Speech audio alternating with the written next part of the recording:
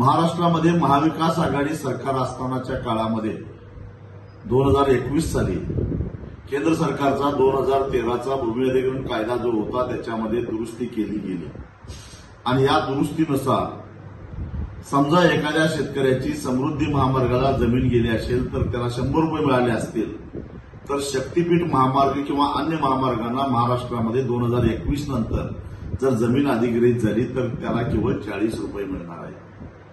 म्हणजे समृद्धी महामार्गाच्या तुलनेनं केवळ 40%च मोबदला शेतकऱ्यांना मिळणार आहे. हा सरळ सरळ शेतकऱ्यांच्यावर अन्याय आहे. काटकसर करून रस्ते बांधणी होते अशातला भाग नाही.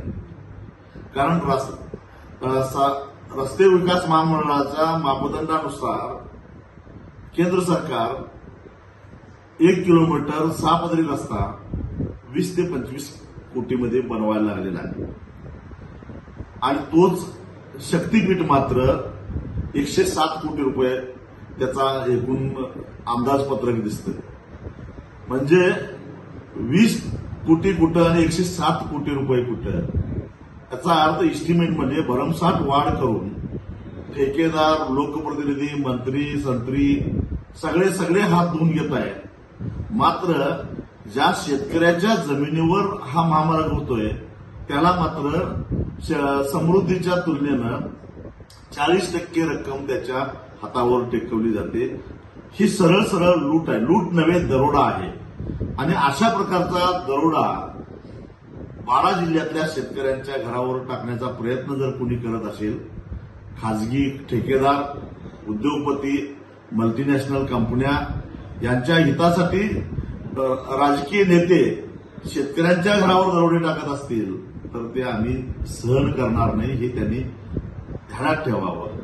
आणि म्हणून जोपर्यंत 2013च्या कायद्यानुसार शेतकऱ्यांना जमिनीचा मोबदला देण्याचा निर्णय सरकार घेणार नाही तोपर्यंत शक्तीपीठ महामार्गाला आमचा विरोधच राहील. मला या ठिकाणी एक ठासून सांगायचं आहे, विकासाला आमचा विरोध नाही, पण शेतकऱ्याची थडगी बांधून त्याच्यावर जर का तुम्ही विकासाचे मनोरे बांधणार असाल तर तुमची थडगी बांधायला आम्हाला वेळ लागणार नाही, एवढंच मला सांगायचं आहे.